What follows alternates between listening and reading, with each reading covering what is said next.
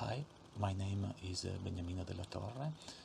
This is my new project in Blender, and as you can see, it's about lens flares. I get crazy for lens flares, and I've always worked inside the compositor to achieve this kind of effects. There's nothing physically correct in what you're looking right now, but this is possible because of Eevee.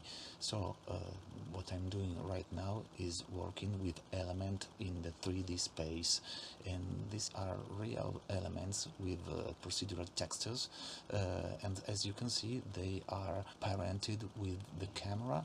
So moving the camera, it will create the lens flare effects, and they are parented with the light source. So moving the light source, it will create the lens flare effects.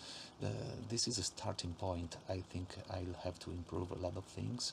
As you can see, I've exaggerated with RGB tones, but let me know what you think about this, and I will go on. Thank you. Bye bye.